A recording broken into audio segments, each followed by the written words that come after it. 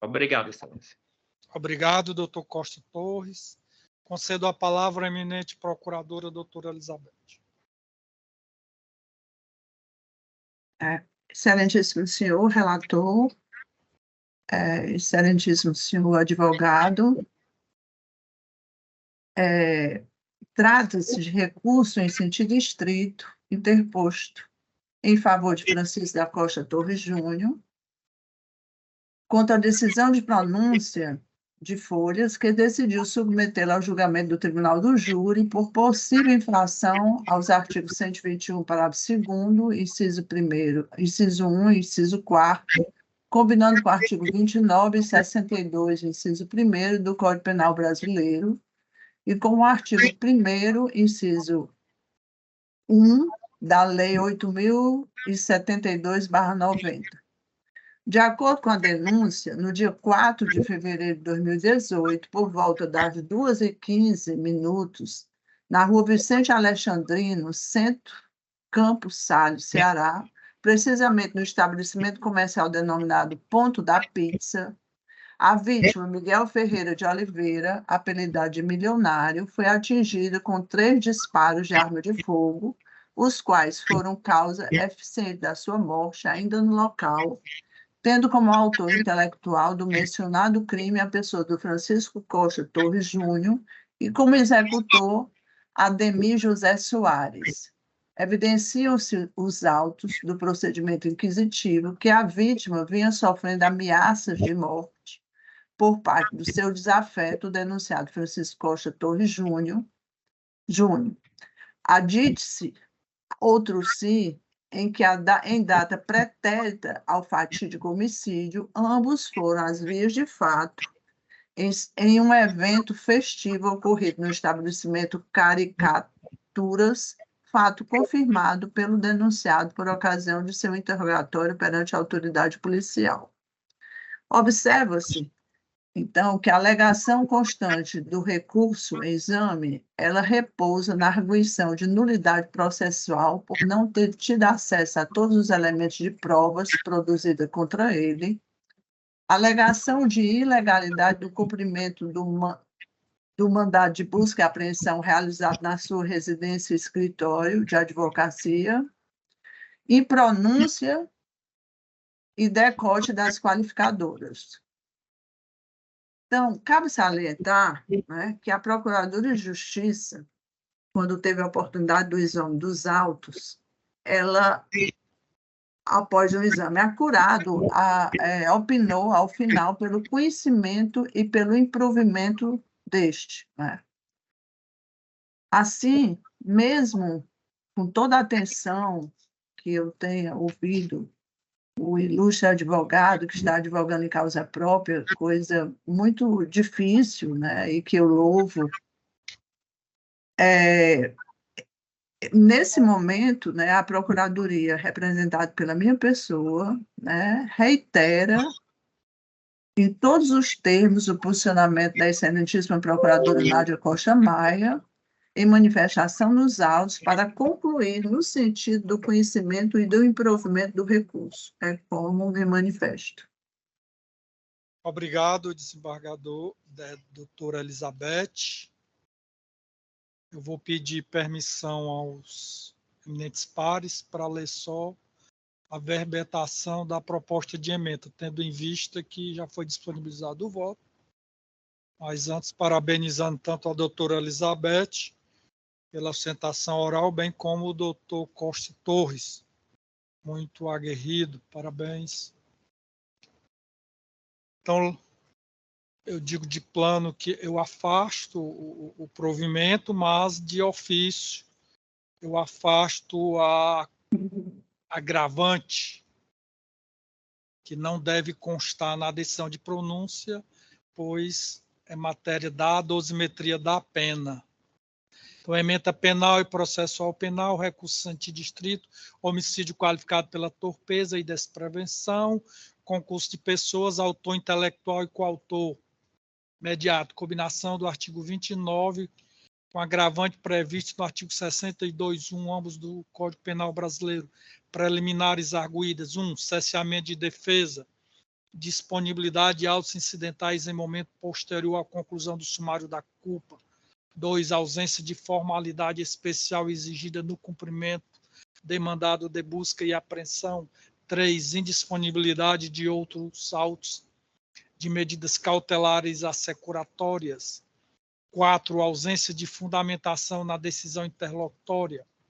Malferimento do artigo 93.4 da Constituição Federal. Nulidades afastadas. No mérito, pleito de despronúncia, impossibilidade, pedido de exclusão das qualificadoras, descabido, de ofício, expurgo da agravante reconhecida na pronúncia, fase que deve limitar-se à indicação da materialidade do fato, da existência de indícios suficientes de autoria, devendo o juiz declarar o dispositivo legal, especificando as circunstâncias qualificadoras e as causas de aumento de pena lá previsto no artigo 413 do CPP. Desembargadora Andréia. Eu ratifico meu voto provisório, desembargador, acompanho a relatoria. Obrigado. Desembargadora Ângela. Excelência, em primeiro lugar, eu ratifico o que disse a Procuradora de Justiça, doutora Elizabeth, que, de fato, um advogado fazer sustentação oral em causa própria num delito dessa magnitude é algo que demonstra um equilíbrio emocional e revela também um profundo desejo de ver uma prestação jurisdicional entregue de forma tranquila. Então, dessa forma, eu parabenizo o doutor Costa Torres por sua sustentação oral, pela sua coragem, pelo seu equilíbrio. E digo que acompanhar Vossa Excelência num recurso em sentido estrito é muito tranquilo de minha parte, porque Vossa Excelência foi magistrado por mais de uma década, quase duas, Tribunal do Júri aqui da comarca de Fortaleza, e não só tem experiência e conhecimento jurídico bastante suficiente em procedimentos do júri, como também tem um senso de justiça muito apurado nesse tipo de delito. E quando Vossa Excelência confirmou a decisão e retirou a agravante, nós temos acesso ao voto, todos sabem disso, eu vi também o acerto do voto da relatoria. Então, eu confirmo o voto provisório com muita tranquilidade, com a tranquilidade que o senhor nos dá, desembargador Henrique, em acompanhá-lo em procedimentos, em votos, sobretudo nesse tipo de procedimento. Confirmo o meu voto provisório. Bondade de Vossa Excelência, desembargador. Então, a unanimidade. Obrigado.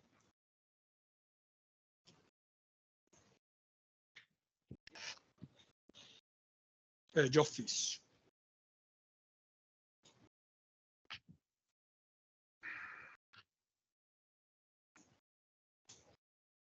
Quatro 56. Apelação 00112-95 de 54, com marca de origem Juazeiro do Norte, terceira vara, apelante Antônio Fábio Ferreira Alves, advogado Jorge Luiz Pereira, doutor Jorge, apelante Ciro de Souza Lacerda, advogado doutor Ademar Corrêa de Alencar Júnior e outro. Apelante Bruno. Quem escreveu para a sustentação oral foi o doutor Ademar. Isso, Wellington. Da relatoria da eminente desembargadora Andréia Mendes Bezerra.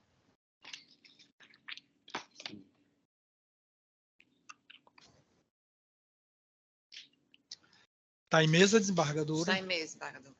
O doutor Ademar Corrêa está em sala? Presente, Excelência. Bom dia, doutor Ademar. Já podemos passar a palavra a Vossa Excelência, doutor Ademar? Sim, Excelência. Então, passo a palavra a Vossa Excelência, que disporá do prazo regimental, sem a dizer do prazer de tê-lo aqui conosco hoje. Palavra a Vossa Excelência. Obrigado, Excelência. Inicialmente, quero já pedir desculpas aqui devido à minha voz, estou um pouco rouco, fui acometido por uma gripe. logo no início da semana, mas sempre incumbido aqui do nosso dever de auxiliar Vossas Excelências no julgamento de processos que a gente entende ser importantes apontar algumas questões. Quero iniciar saudando Vossa Excelência, eminente desembargador presidente desta colenda, Terceira Câmara Criminal do Tribunal de Justiça do Estado de Ceará. Quero saudar também a desembargadora Andréa Mendes Bezerra Delfino, que atua como relatora neste feito. Desembargadora Ângela Tereza Gondim Carneiro Chaves, visora, desembargadora Marlúcia de Araújo Bezerra, demais desembargadores aqui presentes, doutora Procuradora de Justiça, doutora Elizabeth Maria Almeida Bezerra de Oliveira, servidores aqui presentes, colegas advogados, enfim, trata-se a presente apelação, excelências, de uma condenação pelos crimes previstos no artigo 33 da Lei de Drogas, artigo 35, combinado com o artigo 40, inciso 5º, do mesmo diploma. O apelante, representado por mim, Ciro de Souza Lacerda, ele foi condenado em 16 anos de reclusão. Nestes mesmos autos, constam ainda mais 2 corréus, os quais também foram condenados. De forma bem objetiva, trazendo aqui o contexto fático, os 3 recorrentes foram encontrados em trânsito vindo do estado da Paraíba para a cidade de Juazeiro do Norte, no interior de um veículo, e com eles foram encontradas significativa quantidade de comprimidos êxtase, aproximadamente 500 unidades, e pequena fração de cocaína. No curso da instrução processual, o apelante Bruno assumiu a propriedade da droga, ou seja, o êxtase. Contudo, Sua Excelência,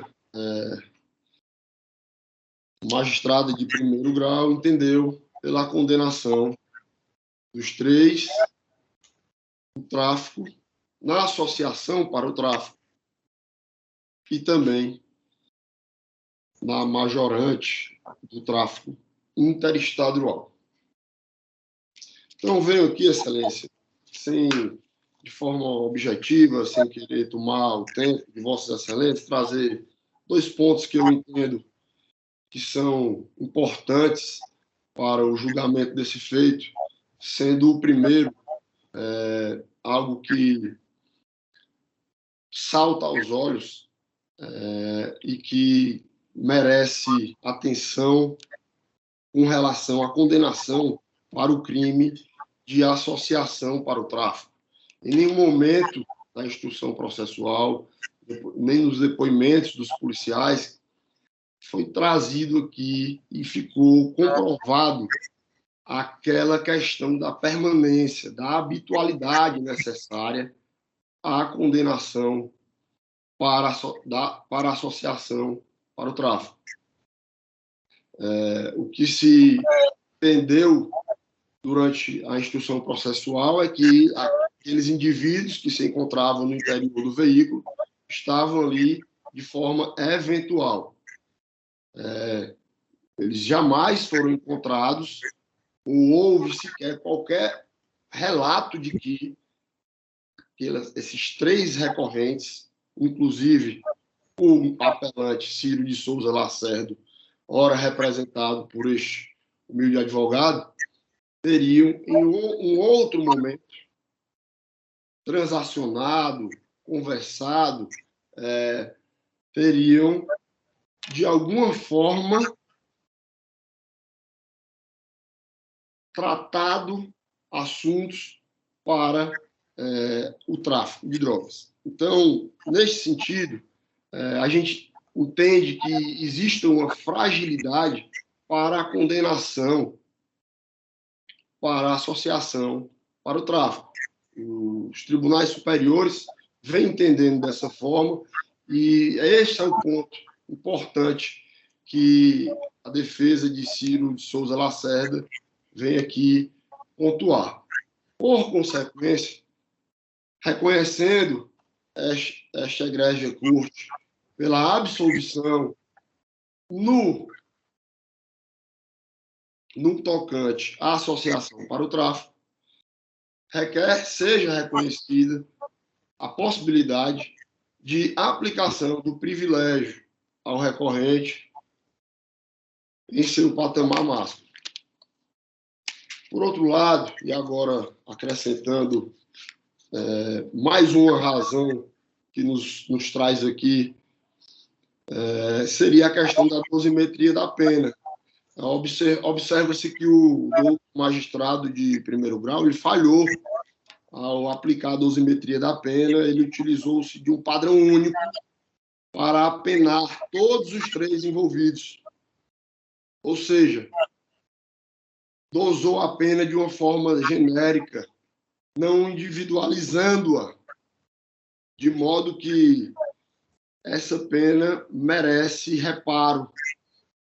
Repito, o apelante Ciro de Souza Lacerda sofreu reprimenda de 16 anos em regime inicial fechado.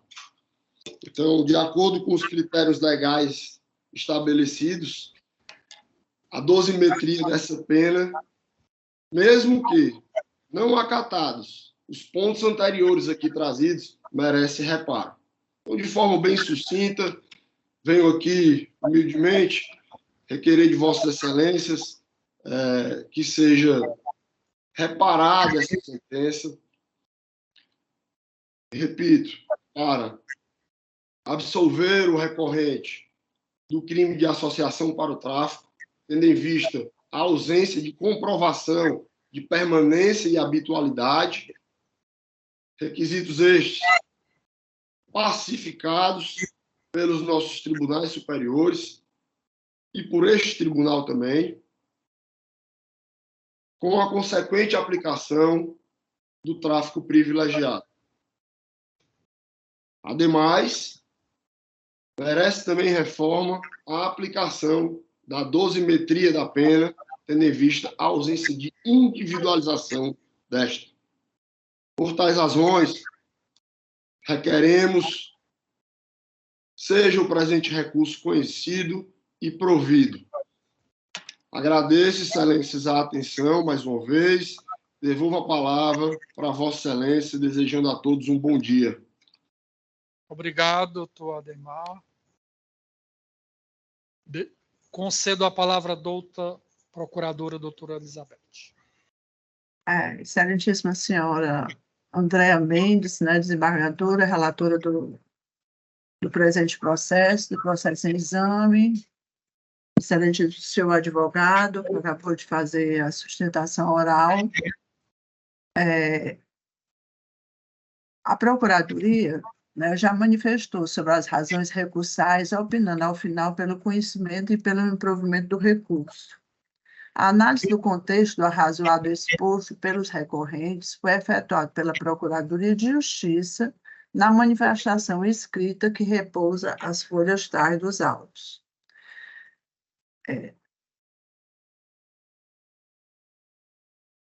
Me desculpe aí, a minha neta que fica entrando e saindo da sala e me atrapalhou, me desculpe, gente.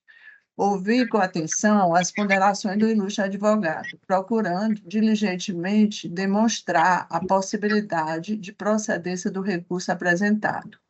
No entanto, a Procuradoria se permite reiterar em todos os seus termos o posicionamento da excelentíssima Procuradora Maria de Fátima Pereira Valente, que exarou a sua manifestação nos autos para concluir no sentido do conhecimento e do improvimento do apelo, como manifesto.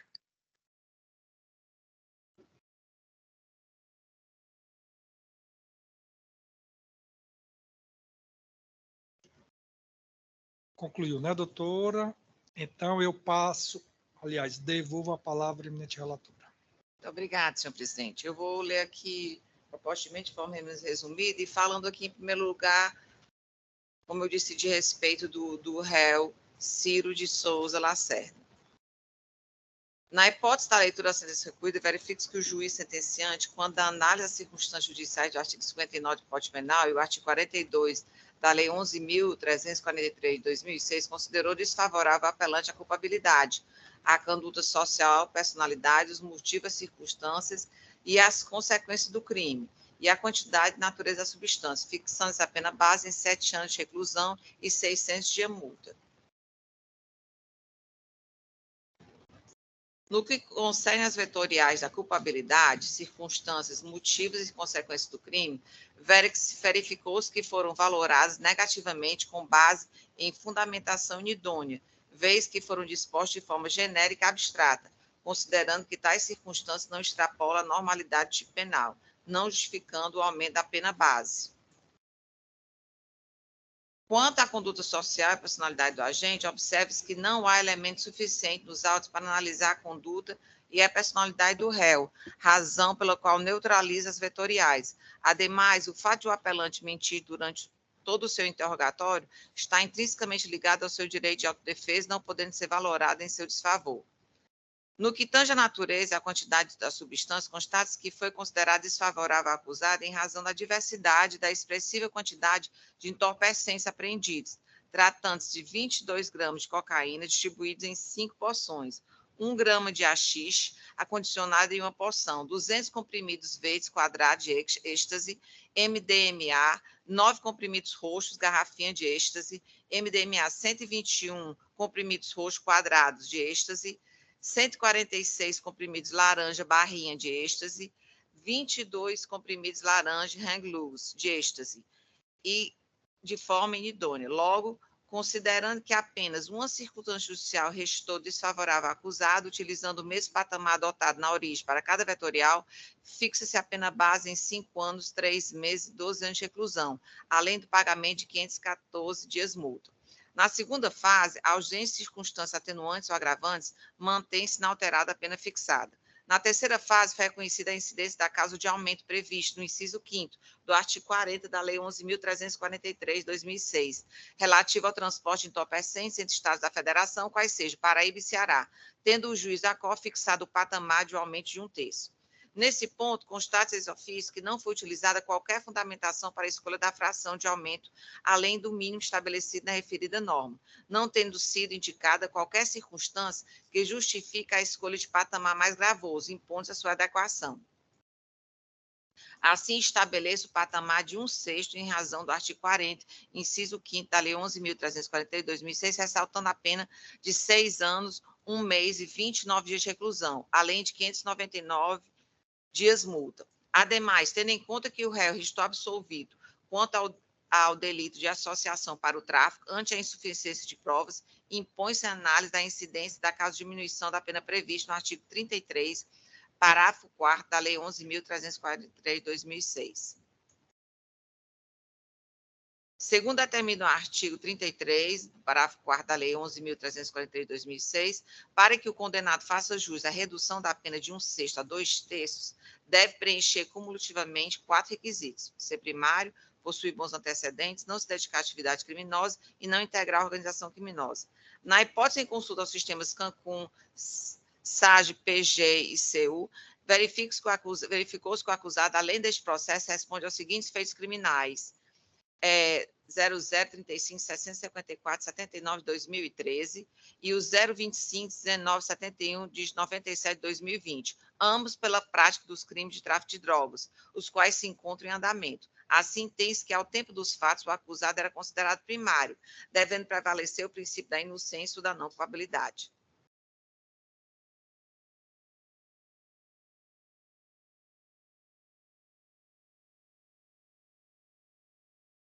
Estou fazendo aqui de forma resumida, para não nos alongar muito. Cumpre-se ressaltar que não há outros elementos nos autos aptos a demonstrar a eventual dedicação do apelante à criminalidade, nem mesmo que integre a organização criminosa, visto que não houve a apreensão de objetos ligados ao tráfico, como balanço de precisão, sacos plásticos, caderno de anotações financeiras, armas ou a realização de interceptações de telefone nesse sentido. Destaque, sendo o réu primário e preenchendo os demais requisitos previstos no artigo 33, parágrafo 4 da Lei de Drogas, o benefício do tráfico privilegiado é um direito que lhe assiste. Assim, aplica-se a minorante requerida na fração de 2/3, visto que ainda existem motivos a impedir a concessão do benefício no patamar máximo, considerando que a natureza e a quantidade da droga já foi analisada na primeira fase da dosimetria, resultando a pena definitiva em 2 anos e 21 dias de reclusão, além do pagamento de 200 dias multa. Assim, considerando que a pena fixada não ultrapassou 4 anos de reclusão, estabelece em aberto o regime inicial do cumprimento da reprimenda, nos termos do artigo 33, parágrafo 2º do CPB. No caso concreto, tendo em vista que o apelante restou condenado a apenas de 2 anos e 21 dias de reclusão e preenche os demais requisitos do artigo 44 do Código Penal, tenho por recomendável a substituição da pena corporal por restritiva de direitos, vez que tal medida em caso mostre suficiente e adequada à prevenção do delito e reprovação da conduta, de acordo com o artigo 44, inciso 3º do Código Penal. Dessa forma, substitua a pena privativa de liberdade do apelante por 2 restritivas de direito, quais sejam prestação de serviço à comunidade e outras limitações de finais de semana, pelo mesmo período da condenação, cujas condições do cumprimento serão determinadas pelo juiz de execução. Então, dessa forma, eu vou ler aqui a verbetação.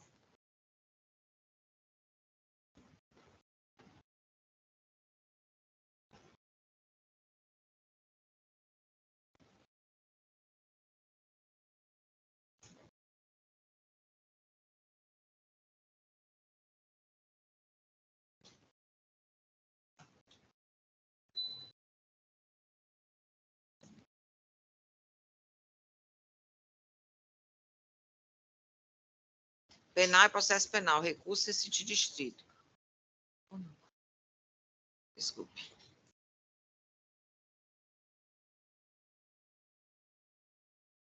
Desculpe, só um minuto, eu acabei.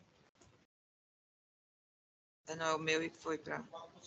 É o 95/54, né? Porque aqui que já estava apertado.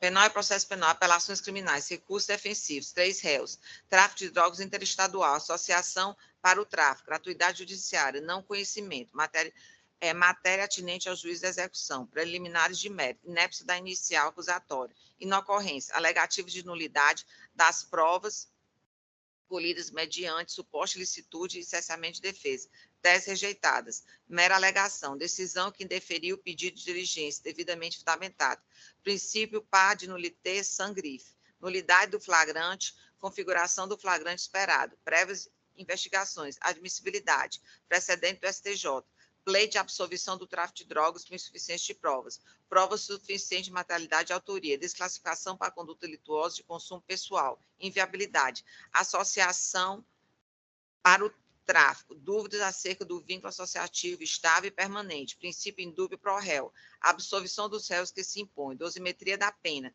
circunstâncias judiciais, fundamentação inidônea, redução da pena base, pleito de aplicação da confissão espontânea do terceiro apelante, possibilidade, súmula 545 do STJ, causa de aumento relativa ao tráfico interestadual, redução do patamar de aumento ex ofício, ausência de fundamentação, aplicação do tráfico privilegiado, regime aberto, substituição da pena privativa de liberdade por restritiva de direito, primeiro e terceiros apelantes, portadores de maus antecedentes, estabelecido o regime semiaberto, pena pecuniária proporcional, pena privativa de liberdade, detração, inviabilidade, competência do juiz de execução, terceiro recorrente que pugna pelo direito de recorrer em liberdade, rejeição, adequação ao regime semiaberto, recurso do primeiro e segundo apelante conhecidos e providos, apelo do terceiro recorrente, conhecido e parcialmente provido. É como voto, senhor presidente. Obrigado, desembargadora. Desembargadora Ângela. Eu acompanho integralmente o bem lançado voto pela relatora, confirmando meu voto provisório. Desembargadora Marlúcia. Senhor presidente, eu acompanho em parte o voto da relatora. A minha divergência é tão somente periférica, né? Diz respeito à incompatibilidade entre prisão preventiva e condenação no regime semiaberto, né? Com relação aqui ao terceiro recorrente. Ele pugnou pelo direito de recorrer em liberdade. Então, a minha divergência diz respeito tão somente a essa incompatibilidade. No mais, eu acompanho o voto da relatora. Perfeito.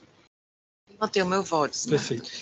Então, a divergência bem periférica só foi vencida nesse aspecto, a desembargadora.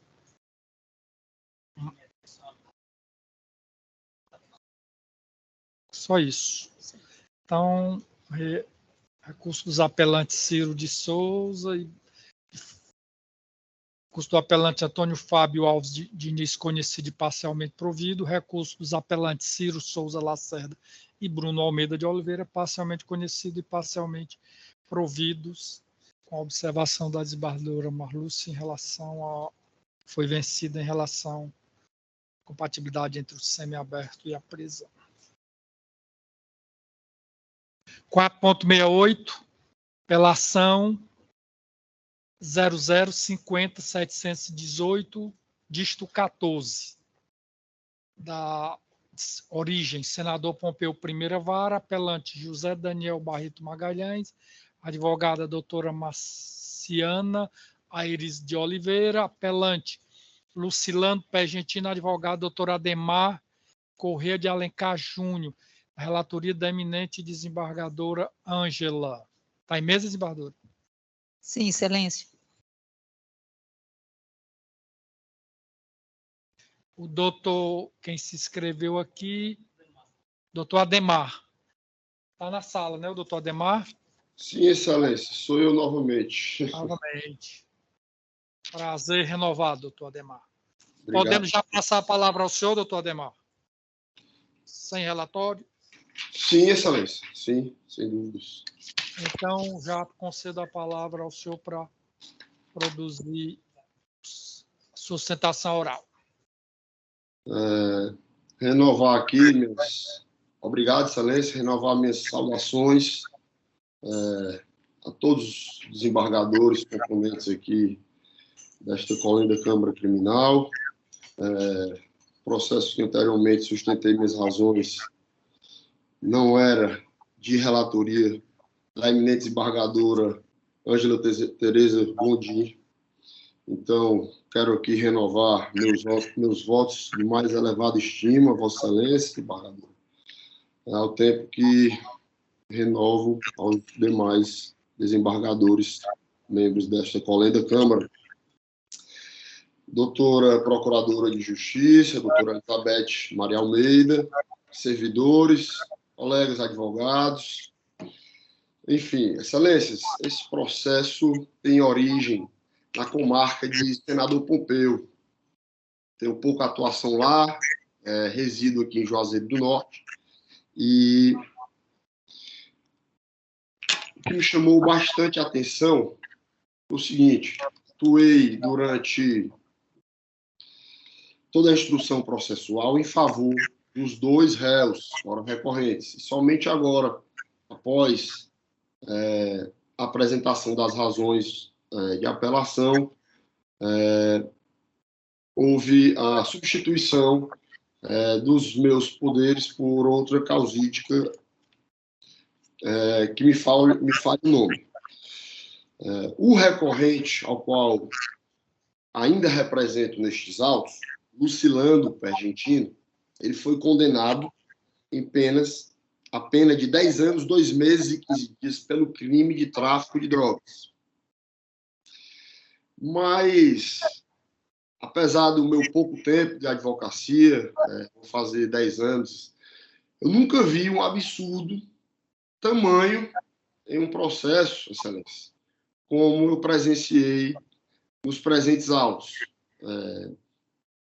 O que aconteceu, a situação fática aqui foi a seguinte: Lucilano Pergentino, juntamente com José Daniel, encontravam-se numa chácara de propriedade de José Daniel, o corréu, também condenado e recorrente, com 4 garotos. Ali passaram a noite e, na parte da manhã, foram surpreendidos com uma abordagem policial na residência. Ocorre que, das 4 garotas que foram arroladas como testemunhas, somente 3 foram ouvidas. Uma delas, apesar de ser determinada a condução coercitiva, não foi trazida ao processo. 2 delas são irmãs e, em nossas razões, consignamos uma falha na oitiva que é feita por videoconferência. Quando da oitiva da primeira irmã, aos 17 minutos, este advogado questiona se ela residia na mesma casa da próxima testemunha. E esta confirma que sim. E imediatamente eu questiono se ela estaria naquela casa com ela. E ela informa que sim. E eu pergunto, imediatamente posterior, se a testemunha, sua irmã, estaria dentro do cômodo do quarto, e a testemunha informa que sim.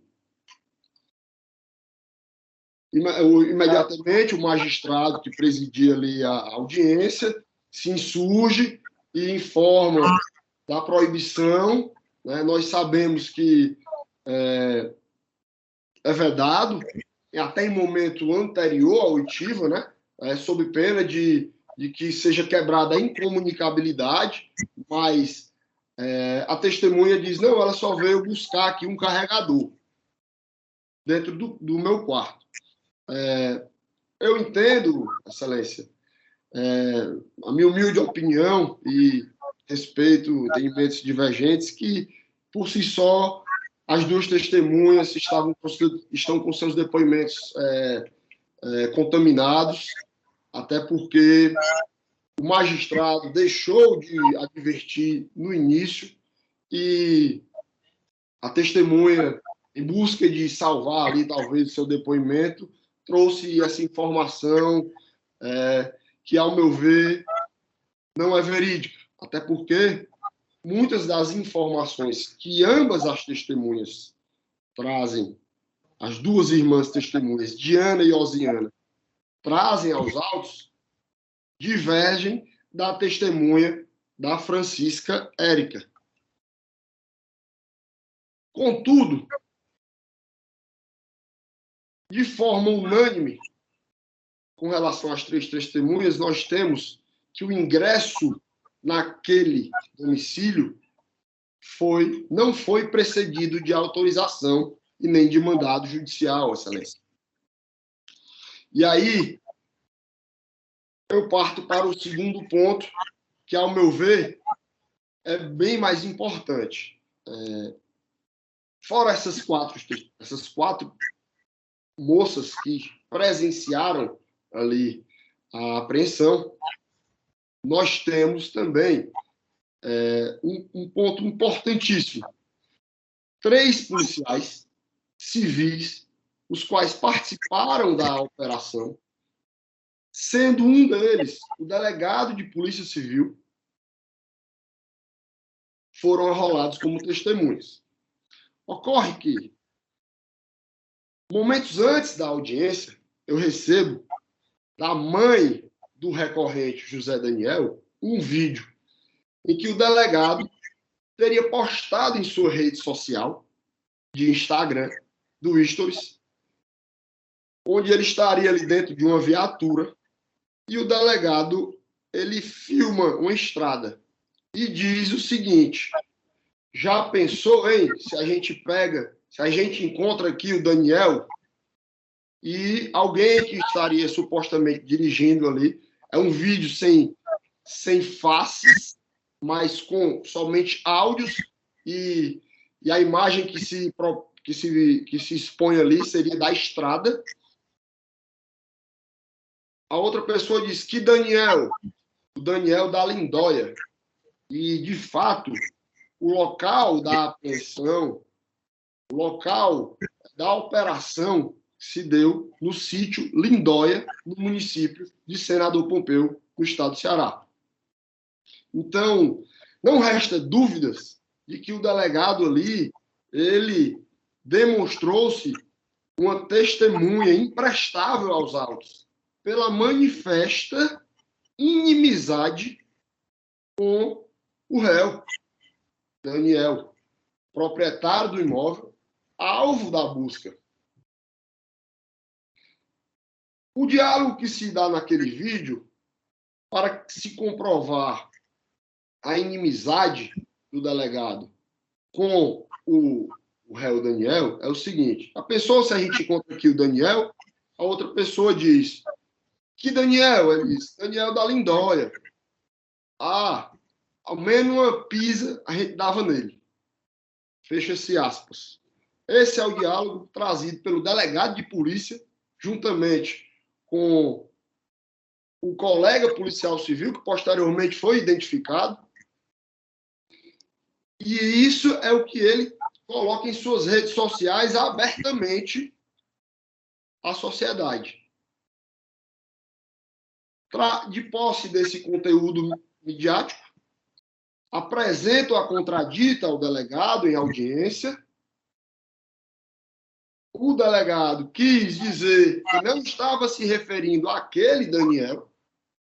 Este advogado se insurge, perguntando se haveria outro Daniel no sítio Lindóia, o que, acredito eu, ser muito suspeito, e o próprio promotor de justiça concorda, excelências, com a nossa contradita, dispensando a testemunha do delegado de polícia e também já colhendo a informação de que a outra pessoa que estaria ali se comunicando com ele no vídeo seria uma segunda testemunha que estaria arrolado naqueles autos, o policial civil.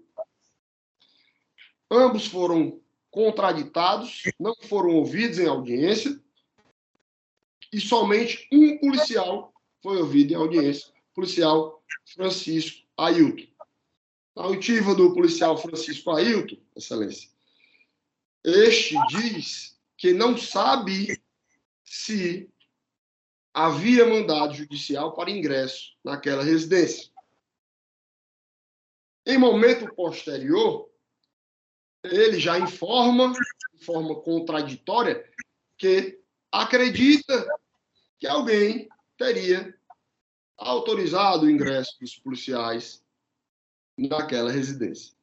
Então, excelências, a defesa de Lucilando Pergentino vem aqui suscitar essas importantes questões.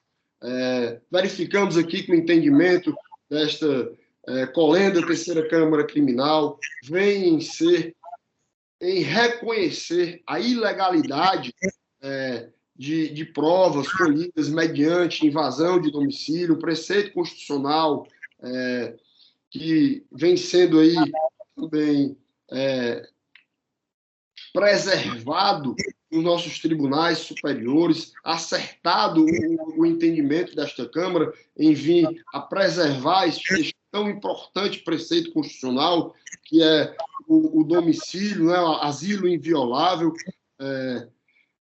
Durante toda a instrução processual, buscou-se uma evidência acerca de uma situação de flagrância, o que, de fato, ali não houve, né? E após o ingresso dos policiais, o que, de fato, aconteceu foi que os dois réus recorrentes saíram e prenderam fuga ali. Colheu-se, durante a instrução processual, que não havia armas no interior daquela residência. As três testemunhas, as moças que estariam ali presentes durante toda a noite com eles, confirmam que não havia nenhuma arma, viram a droga, pois estavam utilizando, mas não viram arma. Porém, ouviram disparos, o que muito possivelmente tenha vindo por parte dos policiais, quando da fuga dos recorrentes. Foram encontrados somente apetrechos ali, saquinhos de din-din. Então, as testemunhas foram conduzidas à delegacia para prestar depoimentos e ali prestar. Informam também que, posteriormente, ao ser feito o procedimento, os policiais recebem nova denúncia anônima, retornam àquele imóvel, já na parte da tarde, imóvel este que se encontrava aberto, e aí sim, após uma nova busca, os policiais encontram uma quantidade aproximada de 60 gramas de cocaína e 40 gramas de maconha. Então, Excelência, verificamos que nesse segundo momento houve uma total quebra da cadeia de custódia. O imóvel estava ali aberto, alguém fazendo denúncias. Após a primeira busca, droga não foi encontrada, somente numa segunda busca, os recorrentes, em seus interrogatórios, reconhecem serem usuários de drogas, mas negam terem atirado contra os policiais, e também o recorrente José Daniel nega que teria autorizado o ingresso dos policiais em domicílio deste, e que, durante toda a noite, houvesse qualquer situação que ensejasse o ingresso dos policiais naquele domicílio. Isso ficou claramente provado nos autos. Então, eu tinha outras questões para sustentar com relação ao réu José Daniel, que o magistrado Alcor deixou de aplicar ali o tráfico privilegiado, sendo ele primário. Então, eu hoje não mais patrocino a sua defesa, mas com relação ao Lucilando Pergentino, esta tese é a nossa tese principal. Vimos que é uma tese robusta. Este egrégio Tribunal de Justiça não pode concordar com tais condutas. É uma conduta séria de um delegado de polícia que demonstrava manifestamente sua inimizade com doutor, por gentileza, conclua que o tempo esgotou. E já finalizando aqui, nós pedimos o reconhecimento da ilegalidade dessas provas, o desentranhamento, com a consequente absolvição dos recorrentes da imputação do crime do artigo 33 da Lei de Drogas. Este é o requerimento da defesa, Excelência. Mais uma vez agradeço a atenção e devolvo a palavra para Vossa Excelência. Obrigado, doutor. Concedo a palavra à doutora Elizabeth. Excelentíssima senhora relatora, desembargadora relatora, presente processo, excelentíssimo senhor advogado, que acabou de fazer a sustentação oral. Sustentação, pelo que pode-se perceber, né, recai em cima da absolvição por nulidade da apreensão da droga, absolvição por nulidade na coleta da prova testemunhal, classificação do crime para posse, para o consumo pessoal, é isso? Tráfico privilegiado em relação a José Daniel, com a máxima redução. Isso aí não está na sustentação, mas é o que se afere do exame dos autos, né? E reforma da dosimetria para ambos os réus em razão da bis in idem e possibilidade de alteração do regime prisional. A Procuradoria, né, já teve a oportunidade de manifestar-se nos autos, né? E toda essa sustentação oral, né, que tivemos todos a ouvir aqui, foram analisados, todos esses argumentos foram analisados pela Procuradoria por ocasião desse exame que ela fez dos autos, né? As folhas, e apensou, no seu parecer, as folhas 505 e 521. E aí, com todo respeito ao ilustre advogado, eu me permito reiterar em todos os termos o posicionamento da excelentíssima Procuradora de Justiça, Rita de Cássia Menezes, que exarou em manifestação nos autos para concluir no sentido do conhecimento e provimento parcial do apelo apenas em favor de José Daniel Barreto. É como voto. Aliás, é como me manifesto. É tanto fala, tanto em voto aí que eu já estou votando, hein, Ângela? Eu também já chamei a senhora de esbarradora várias vezes. Pois não é? Tá, doutora Elizabeth. Então, eu devolvo a palavra à eminente relatora. Muito obrigada, excelência. Eu inicio parabenizando o doutor Ademar, que demonstrou ter muito domínio, não só dos fatos, como do processo e de todas as peculiaridades que ocorreram durante a instrução. Parabenizo também a doutora Elizabeth Almeida e peço vênia para ler apenas a ementa.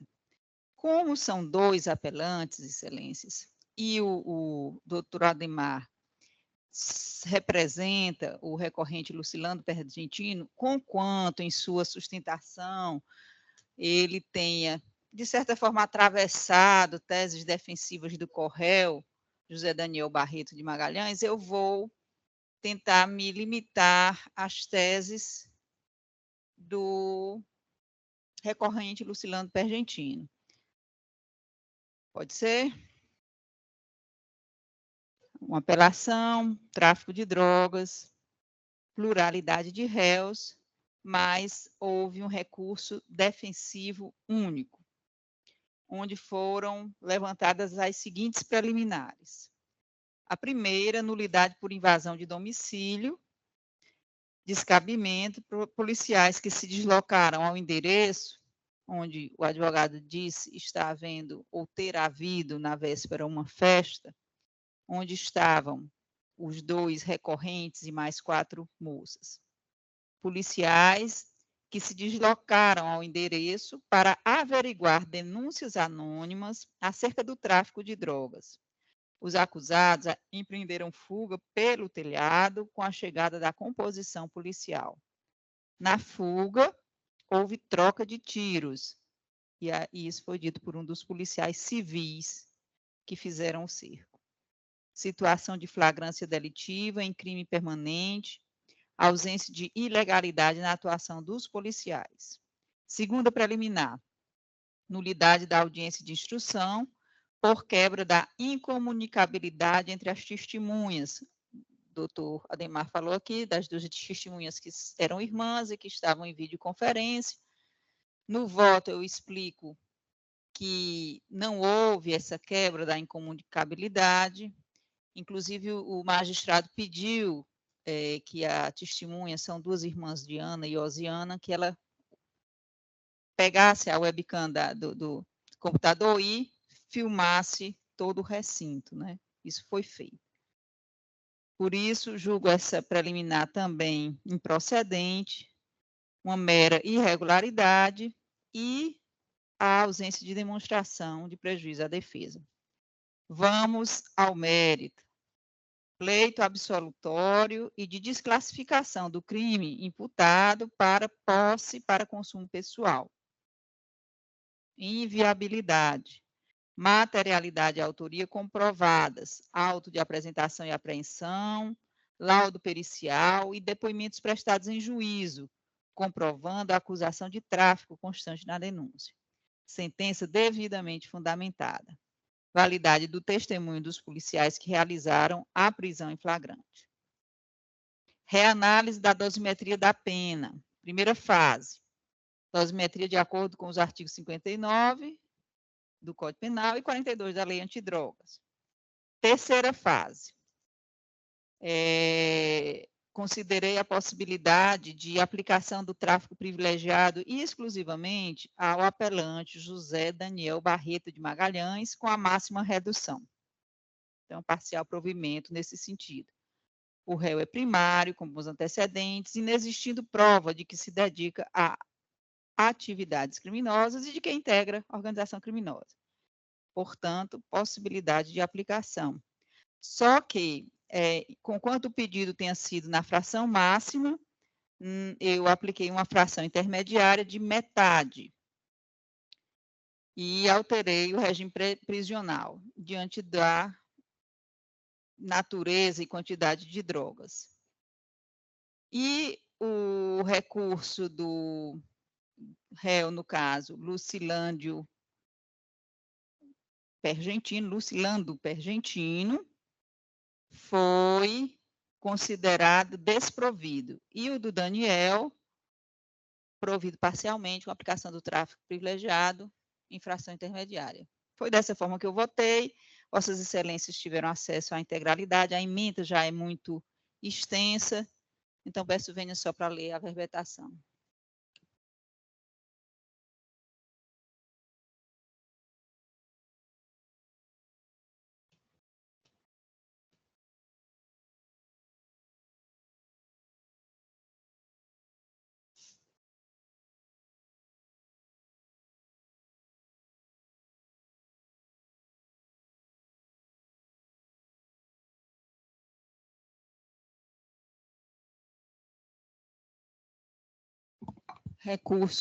É um recurso único, conhecido, parcialmente provido em relação ao pleito do José Daniel Barreto Magalhães. Perfeito, desembargadora.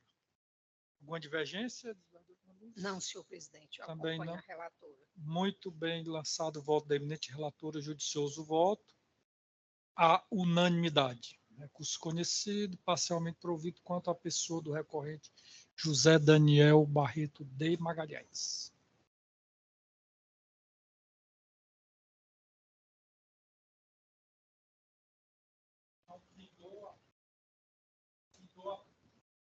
Findou a parte de pedidos de preferência com sustentação oral.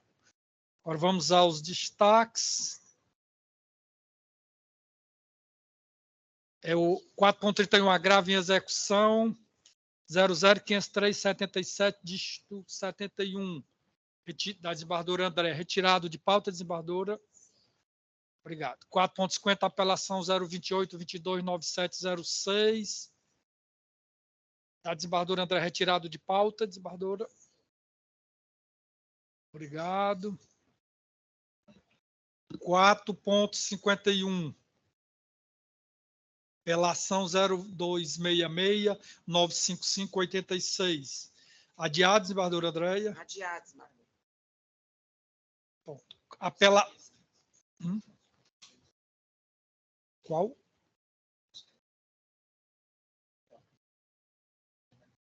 Quatro 4.53, né? Que não estava no original. Então, 4.53, apelação 020.009, dígito 69. Retirado de pauta, desembargadora? Sim, desembargador. Obrigado. Aí agora qual é o 58? Apelação 20.000, ao contrário, 68, dígito 23, da desembargadora Andréia. Retirado de pauta, desembargadora? Sim, desembargador. 4.70, 500 ao contrário, 525, 51. Adiado, desembargadora Ângela, da desembargadora Ângela, isso. 21,55? Perfeito. Excelente, é isso mesmo. Obrigado. 4.76, apelação 600 ao contrário, 881, dígito 07, desembargadora Ângela. Adiado, desembargadora? Sim, excelência. 4.78, apelação 0038, 631, dígito 25. Adiado, desembargadora Ângela? 613, né, no caso? 613, dígito 25. Adiado, excelência. Perfeito. Obrigado. Pendentes de votação. Pendentes de votação 3.8.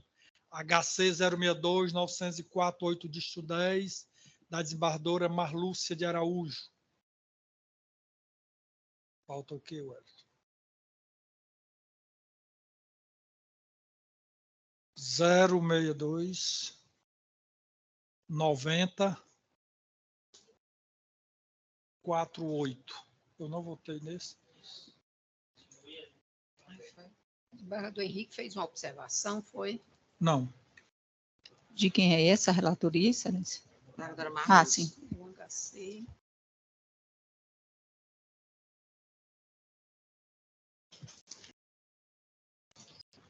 R$ 48,10. Não sei por quê.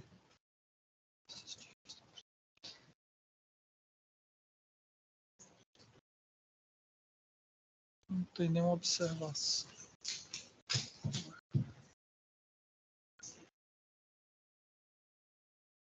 A desembargadora habeas corpus conhecido, ordem concedida mediante aplicação de medidas cautelares diversas da prisão.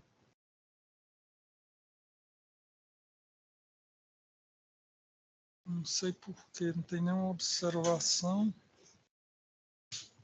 Eu adiro o voto da eminente relatora. Desembargadora Andréia. Também acompanha a eminente relatora. 3.14, habeas corpus 062 806, dígito 23, impetrante Gabriela Costa Queiroz, advogado Gabriela Costa Queiroz, obviamente. De minha relatoria, que foi pela concessão da ordem. Falta o voto. Desembargadora Ângela. Acho que a desembargadora deve ter feito alguma observação. Deixa eu ver. No chat. E eu repeti, né, desembargadora? E eu falei com a senhora, talvez.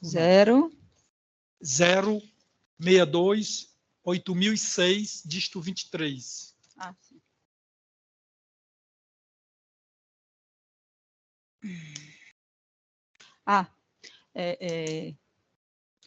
Vossa Excelência viu a minha...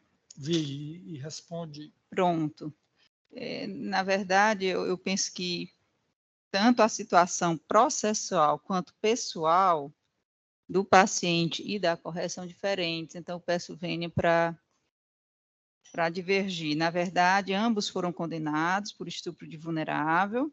Entretanto, ela foi pela omissão e ela já estava com medidas cautelares durante toda a instrução processual. Ele estava preso durante todo o processo e, na condenação, a magistrada manteve a prisão preventiva, utilizando a fundamentação de que agora a culpabilidade estava mais social, a limitação que a pessoa não pode sair para determinados lugares, visitar um parente, visitar não sei o quê. E a questão da bateria também, né? Que ele tem que estar carregando a bateria. Tem que estar carregando, que teve dois advogados que foram monitorados nos Estados Unidos, que hoje são sumidade no mundo em monitoramento eletrônico.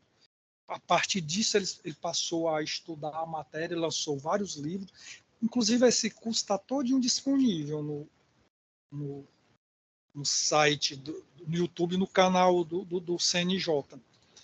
País como a Lituânia, já está o que é, não é mais nem usando tornozeleira, é um aplicativo que bota no celular. A pessoa tem o... Prisão do futuro, prisão virtual. Prisão virtual, é com celular. Na Lituânia estão usando muito. Casos gravíssimos, mas... Na Europa, o país que usa mais é a Bélgica. A Bélgica, também não sabia. A Bélgica se usa demais, na América é os Estados Unidos.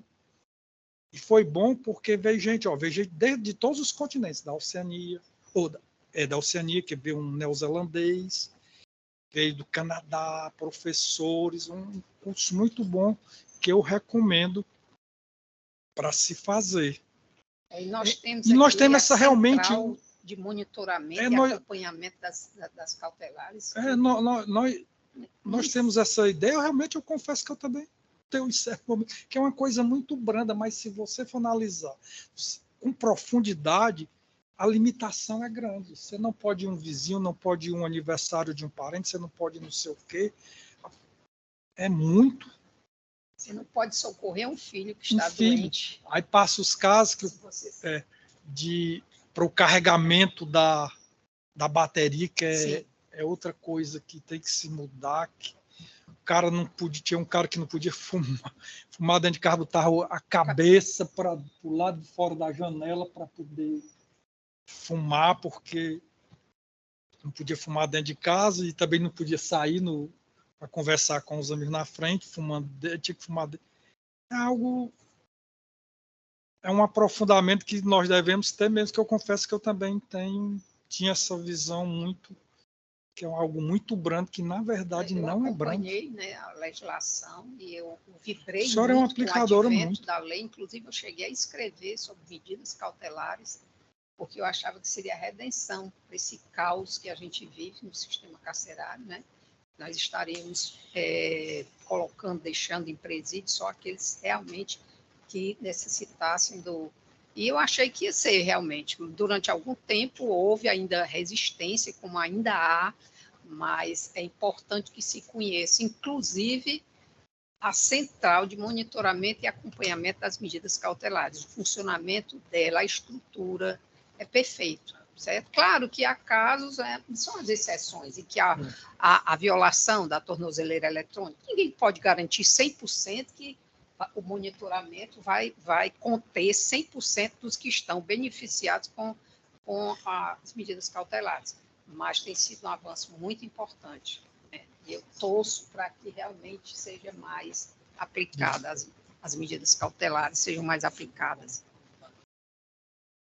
de Bardorângela quer se manifestar. Quem falou e não deu oportunidade de Bardorângela.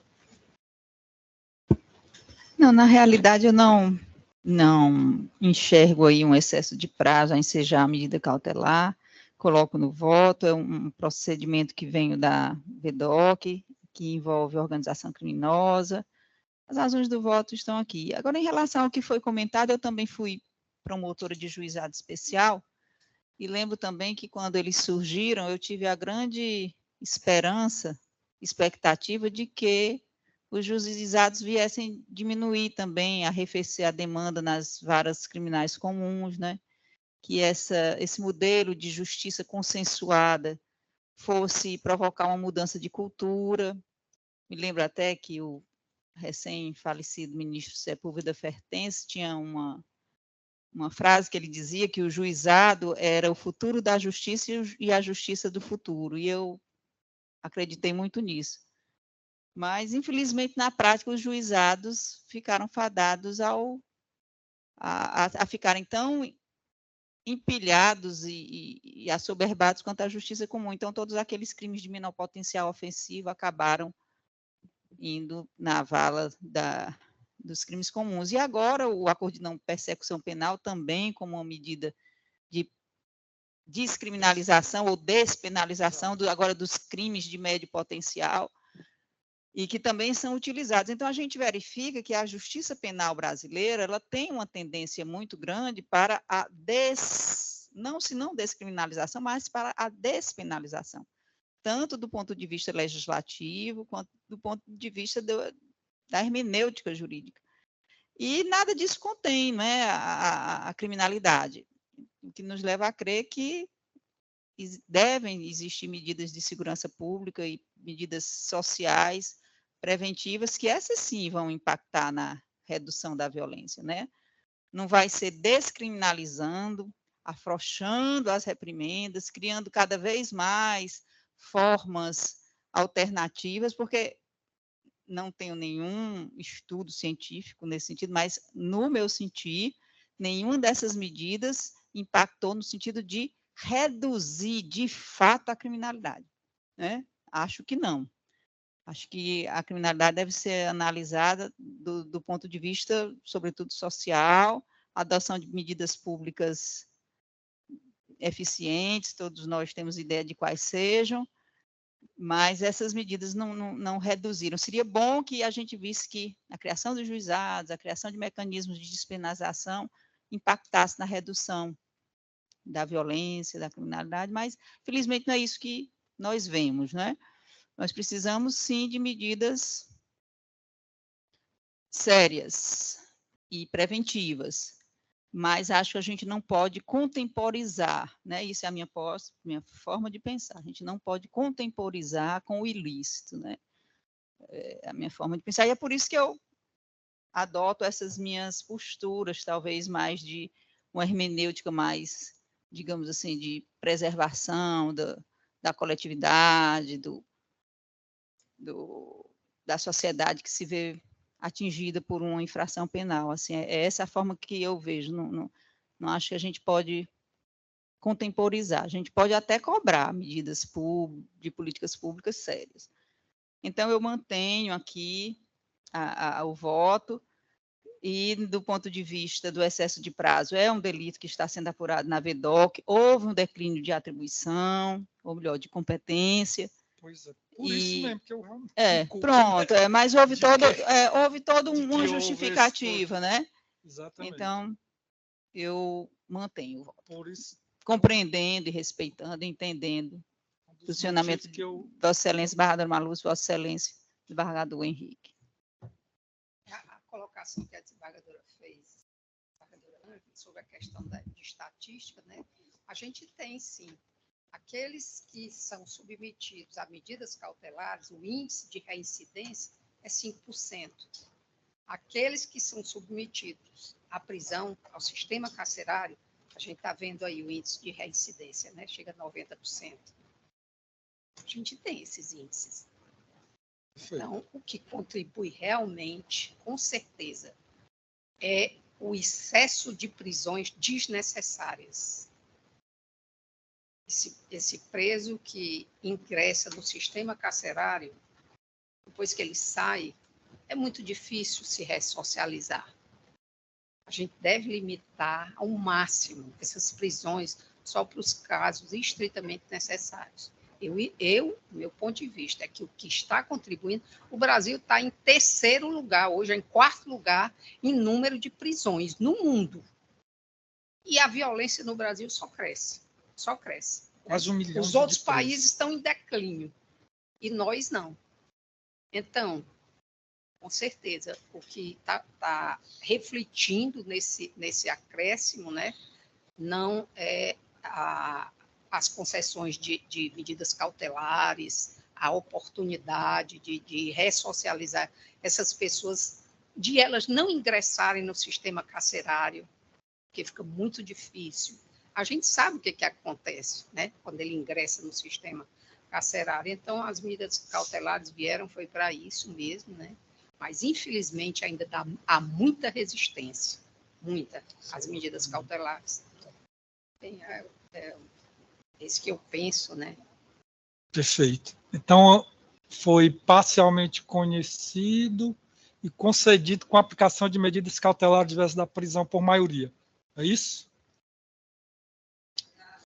O voto é de Vossa Excelência. Eu faço o voto só de relator, não é isso?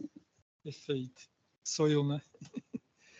Tem como passar, não, aqui, para desembargador? Não foi. 3.48, 062, 6795, 49, da relatoria da desembargadora Ana, que votou conhecido e denegado. Deixa eu ver aqui o que aconteceu com este. É esse, né, que está presidente de novembro de 2022. É esse? Não, esse não é não. É da Carla Maílis Soares, impetrante. Não, aqui é o paciente é Carlos Daniel. Eu tô no antigo ainda. É esse, ele estava preso, né? Quando impetrou a ordem, há 062 11 meses e 10 dias. 6795, é isso? É. 49. Estou atrasado, acorda, Henrique. 9549, é isso? Exatamente. Eu vou repetir que eu me equivoquei. 062 67 95 dígito 49.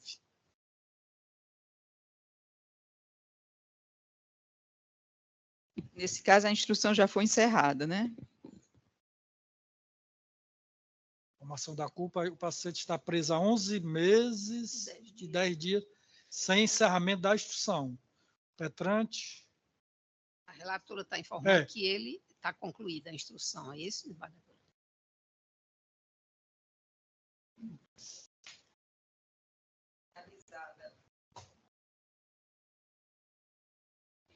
Os votos da desembargadora. No dia 25 de abril, está nas folhas 235 e 236 da origem, momento em que foi encerrada a fase de instrução. E as folhas 249 foi um despacho determinando a juntada das mídias para os autos, para o processo ser encaminhado ao Ministério Público para oferta das alegações finais. Os memoriais foram apresentados 3 de junho, da acusação, folhas 271 e 286, e da defesa em 1º de julho, folhas 293 e 304. Desta forma, os autos encontram-se prontos para seguir conclusos para julgamento de mérito. Eu também acompanho, porque aí a alegativa do excesso de prazo, né, não se confirma, tendo em vista que já está concluída. Por unanimidade, ordem conhecida e denegada. 3.49, HC 062 7070, dígito 95, também da desembargadora Ângela, que votou no sentido conhecido e denegado. 7095. Não tem o voto da desembargadora. Eu também estou. É porque não tem o voto. Por isso que ninguém votou. Sim. Voto não disponível, por isso que não foi votado. Olha, esse daqui eu não ia pedir adiamento, não. Já aconteceu comigo Deixa eu só ver aqui na minha. Mas não tem o voto. Eu estou vendo que não tem. Por isso que não foi votado. Então eu vou ter que adiar. Perfeito. Mas ele não era para ser adiado, não. Eu vou procurar onde está esse voto, viu? E é um habeas corpus.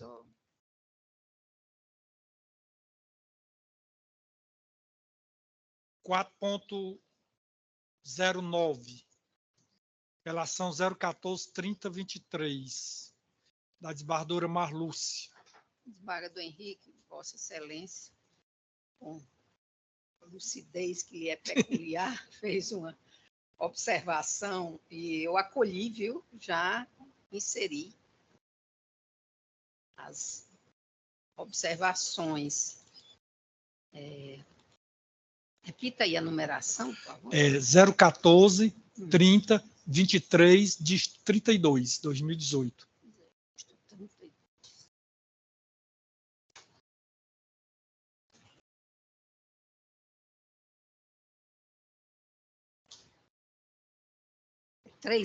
dígito 32? 23, dígito 32. 014-30-23, dígito 32.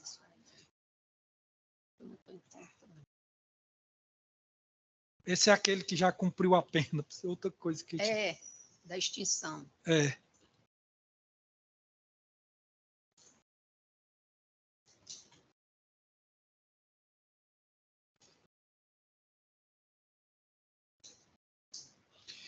A senhora reduziu a pena para 1 ano e... No voto da senhora é o seguinte, reduziu a pena para 1 ano e 4 meses. Sim. Só que quando a lavratura da sentença, em julho de 2022, ele já estava preso há 1 ano e 13 dias. Havia sido aplicado cautelares aqui e na própria sentença o magistrado mandou recolher ao caça, disse que não cabia... Sim. É isso, desembargador André? Que não cabia apelar em liberdade, razão pela qual determinou a expedição de mandado de prisão que se efetivou em 10 de 7 de 2022, desembargadora Marlúcia. Então, faltava 2 meses e ele está preso há 1 ano. Quer dizer, a pena foi reduzida para 1 ano e 4 meses, quando a lavratura da sentença condenatória em julho de 2022, ele havia permanecido preso por 1 ano e 13 dias. Havia sido aplicada cautelares diversas por essa Câmara. O magistrado não concedeu o direito de apelar em liberdade, razão pela qual determinou a expedição do mandado de prisão, que se efetivou em 10 de 7 de 2022. permanecendo até o momento recolhido. Portanto, a pena por esse feito já foi extinta pelo cumprimento. Concordei aí com as observações, né? E já fiz a alteração. Permitido cumprido suficiente ao cumprimento integral da pena hora imposta. Concessão da liberdade irrestrita do apelante. Declaração de extinção da pena pelo cumprimento. Perfeito. Desembargadora, a unanimidade.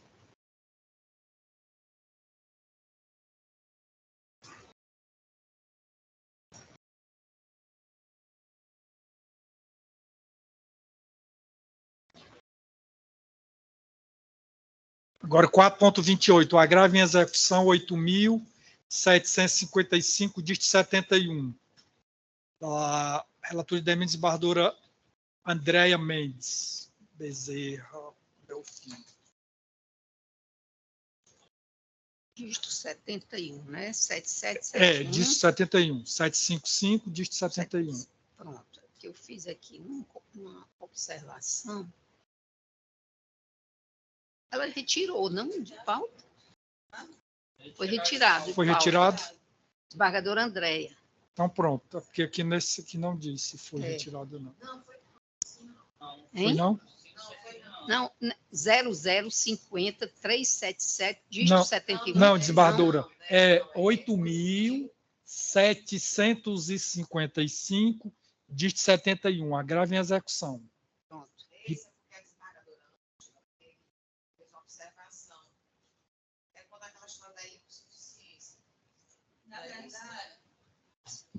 Não é só nesse agravo em execução, não, né? Em todos os que... Esse no caso, é o 875. Tem um, eu fiz pedi só para registrar a minha divergência, a votação por maioria nos agravos em execução. Aquele da hipossuficiência. Da hipossuficiência presumida, exatamente. Eu acompanhei. Acompanhou. André, relatora, recurso conhecido e desprovido por maioria. 4.30, agravo em execução, 252, 23, 45. Também do Ministério Público deve ser a mesma coisa. É o 4.30, agravo em execução, 252, 23, dígito 45. A senhora voltou de sentido conhecido e desprovido. Ó. Recurso do Ministério Público, deve ser aí por suficiência também. Eu não tenho acesso aqui. Eu me manifestei, a mesma situação. Não, esse daí é o 7036? Não, 2345. 2345. O 2345 é a mesma situação. Então, por maioria, recurso conhecido e desprovido. 4.32, agravo em execução. 00277, 19, dígito 87, da desembargadora Andréia, também recurso do Ministério Público, deve ser o mesmo tema. Sim. Perfeito. Por maioria, recurso conhecido e desprovido. 4.53, apelação 020. Foi retirado de pauta, então já foi dito, né? 4.57, 6.000 ao contrário, 770, dígito 36.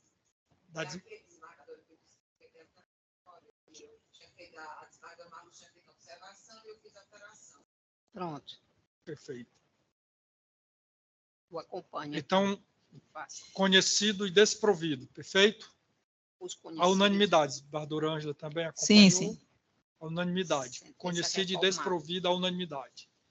4.60, apelação 2.000 ao contrário, 702, dígito 09. Também da desembargadora Andréia, que votou no sentido de recurso conhecido e desprovido. Falta só a desembargadora Marlúcia. Eu vou pedir visto. Perfeito. 4.60, 2.000 ao contrário, 702, dígito 09. Pedido, a desembargadora votou no sentido de Relatora, recurso conhecido e desprovido. A desembargadora Marlúcia pediu vista dos autos. Julgamento adiado. 4.62, apelação 6.000 ao contrário, 54, dígito 83. Desembargadora Andréia. Votou no sentido do recurso não conhecido. Pauta o voto.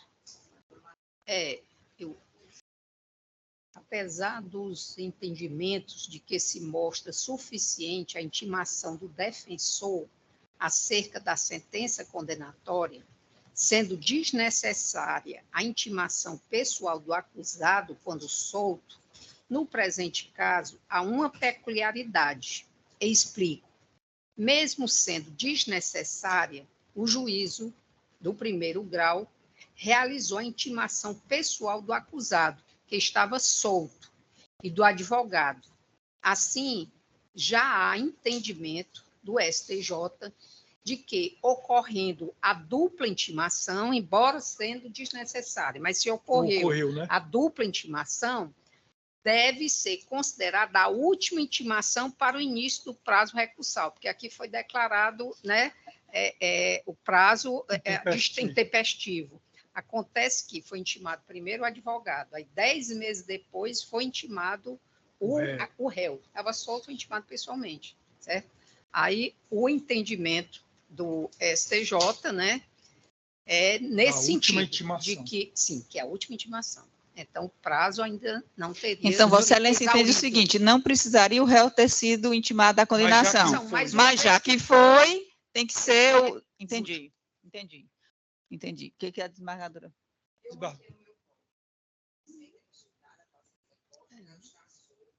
O advogado constituído nos autos foi intimado a sentença condenatória e nada apresentou. 10 meses depois só foi intimado neste momento, depois da apelação. O STJ e o TJCE entendem também que no caso do réu solto, a dupla intimação é desnecessária.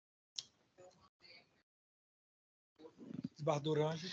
Eu tinha, na votação provisória, acompanhado a desembargadora Andréia, mas escutando aqui as explicações da desembargadora Marlúcia, que de fato a dupla intimação é o 392, né, do Código de Processo. Ela é completamente desnecessária, mas eu estou entendendo. Mas já que houve, tem que ser considerado esse prazo, né? Eu peço vênia à desembargadora relatora, eu já havia, inclusive, provisoriamente acompanhado, voto Vossa Excelência, desembargadora Andréia, mas ponderando aqui com o que a desembargadora Marlúcia falou em sessão, eu vou pedir vênia para alterar meu entendimento e acompanhar a desembargadora Marlúcia. E no recurso não conhecido, né? Pela intempestividade, né? É recurso conhecido e o mérito. Como é que fica? Não, uma vez, o dela foi pela intempestividade. Certo, aí a senhora aí a maioria foi pelo conhecimento. Se foi pelo conhecimento, temos que ir no mérito. Perfeito? Perfeito. Eu não tinha ponderado sobre isso, né? Mudei aqui meu entendimento. Eu não confesso, desembargador, que não tem que ter uma análise melhor, né? Tem que ter uma melhor análise sobre o mérito. Sobre o mérito. É porque não tá, já que está se conhecendo, tem que ir a fundo, tem que analisar, né? o mérito. Perfeito? Perfeito. Então alguém vai pedir vista. Eu peço vista. Na verdade, a desembargadora Marlúcia, ela atentou para algo que eu não tinha atentado, né? Certo. Que era a questão da tempestividade. Eu acompanhei aqui em sessão, certo. Né? Então, eu fiz com o pedido de vista. Perfeito.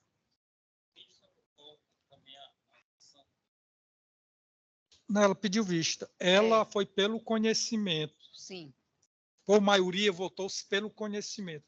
E no mérito, ela pediu vista para melhor analisar. Exatamente. Que vai primeiro conhecer, né? Obviamente. Se o recurso vai ser provido ou não, vai ser outro momento. Perfeito. Vai ser outra análise. 4.64, 00-135-29, dígito 38. A desembargadora Ângela, que votou no sentido conhecido e desprovido. Olhadinha. 00-13-529. É um delito de estupro de vulnerável, né? Não tem nem o voto da desembargadora, nem o meu. Fs.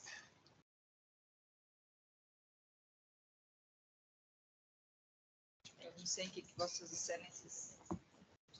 Deixa eu ver se é o... É o 00359. Esse aqui eu vou pedir vista não também. vi nenhuma observação. Eu vou pedir vista. Viu? Vista concedida.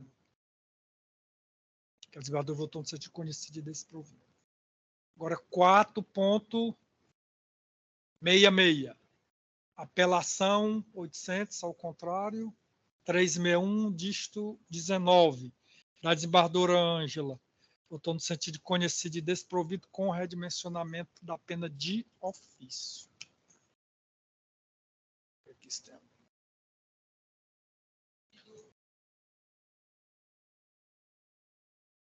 Zero. 8361. Nesse caso aqui há uma preliminar, né? Não sei se foi isso que Vossas Excelências... Também não há observação. É o FJC. É o 8.000, né? Ao contrário, 36119, não é isso, desembargadora Ângela?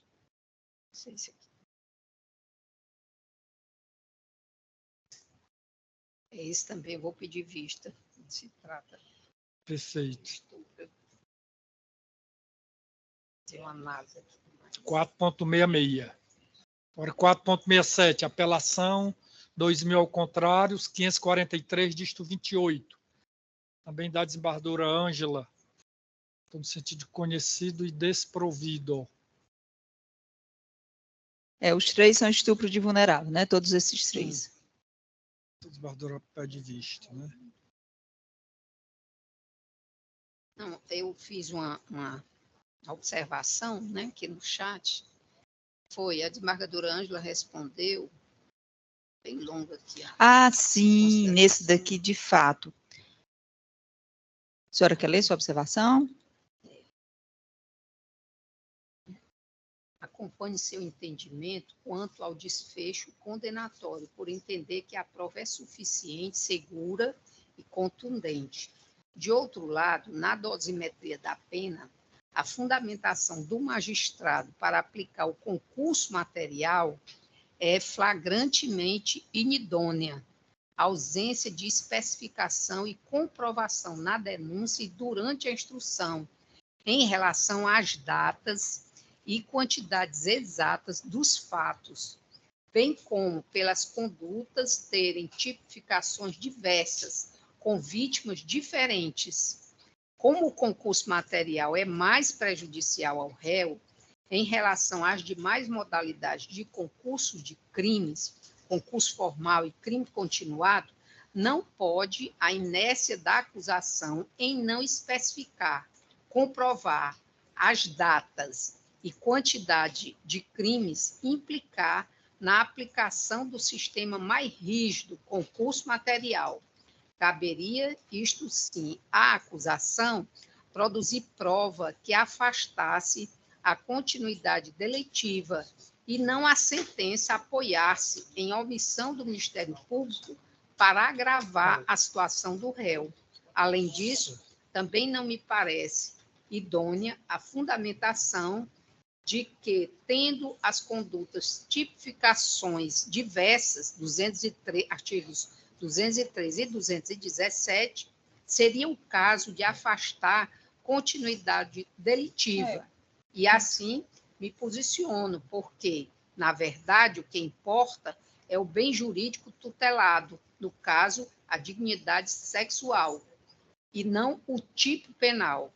E, por fim, dentro dessa minha compreensão de que se trata de crime continuado, tendo em vista que o acusado mantinha uma rotina de abusos sexuais, isso sim comprovado nos autos, acredito que seja o caso de aplicação de fração de acréscimo no máximo legal, 2/3. E a desembargadora Ângela fez... Disse que ia analisar. Eu analisei, Sim. desembargadora, porque, de fato, o parágrafo único do 71 fala nos crimes dolosos contra vítimas diferentes, que é o caso aqui, porque foi um estupro de vulnerável, um estupro de uma jovem, mas com mais de 14 anos, né? Cometidos com violência ou grave ameaça, poderá o juiz, considerando a culpabilidade, os antecedentes, a conduta social, a personalidade do agente, bem como os motivos e as circunstâncias, aumentar a pena de um só deles, se idênticas, ou a mais grave, se diversas, até o triplo. É o que Vossa Excelência sustenta, parágrafo 171. Ocorre que, nessa situação, em um dos crimes, que é o estupro de vulnerável, a violência é presumida, ela não é real, não é? Então, eu entendo que não se aplica esse parágrafo único. Vossa Excelência assim, não, são crimes diferentes, mas todos estão dentro do guarda-chuva dos crimes contra a dignidade sexual. Ok. Mas um foi cometido com violência real e outra com a violência presumida, por conta da idade, né? E eu fiz o estudo, pedi para a assessoria me trazer, tem uma decisão do ministro Ribeiro Dantas, dizendo o seguinte, que a violência de que trata a continuidade delitiva especial, artigo 71, parágrafo único, ordinal, é a real, sendo inviável aplicar limites mais gravosos do benefício penal da continuidade delitiva com base exclusivamente na ficção jurídica de violência do legislador utilizado para criar o tipo penal de estupro de vulnerável. Então, existe essa decisão no HC, posso até colocar no chat, ela é de 2019, 483-468 de Goiás.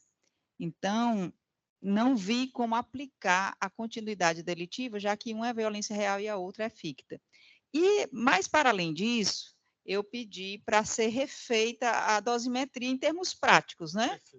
E a assessoria me informa aqui que, na verdade, como se diz aí, é trocar 6 por meia dúzia. Porque, se for aplicar 2T sobre o crime mais grave, que é o estupro de vulnerável, vai ficar, em termos de quantidade de pena, o que ficou aqui no concurso material. Então, não vi muita utilidade prática de se utilizar. Além de achar que não se aplica, eu ainda fui ver, não, mas vamos ver se aplicando, como é que isso impacta na dosimetria, né? E foi me dito aqui que eu realmente não fiz agora o cálculo, mas foi me dito aqui, nesse caso, o concurso material fica igual ao da continuidade, se aplicar 2T sobre o crime de mais grave, que é o estupro de vulnerável. Então, assim, por isso que eu não... Mas eu fui refletir, fui pesquisar sobre o que Vossa Excelência falou. Se vai ficar a mesma coisa... Eu confesso que eu não fiz esse cálculo.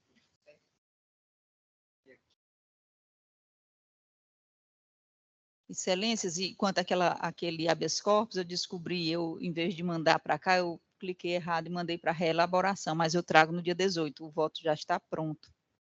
Estava, inclusive, anexado desde quinta-feira, aí quando um clique errado, né? Sabe o que é isso, né? Hoje um clique errado. Mas eu trago dia 18, viu?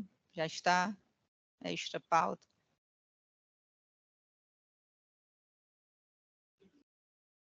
Você tira um empréstimo no banco. Se você duvidar no caixa rápido, clica errado.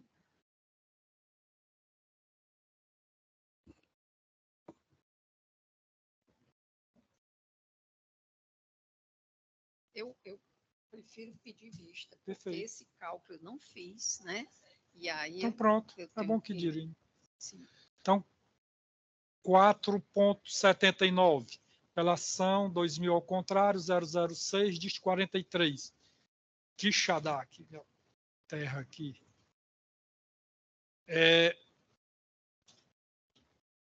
Da desembargadora Ângela.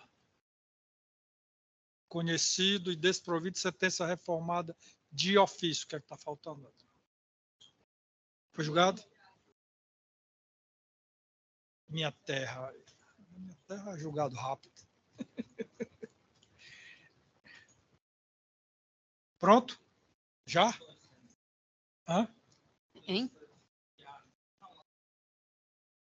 Quais são? Eu posso anunciar aqui? Que eu tenho aqui anotado. São os dois meus, são? 2014, 267, 26, 2016. Adiado. Adiado. Perfeito. E os 30, 5757, 03, 2016. Adiado. 6726, 5703, exatamente. Perfeito.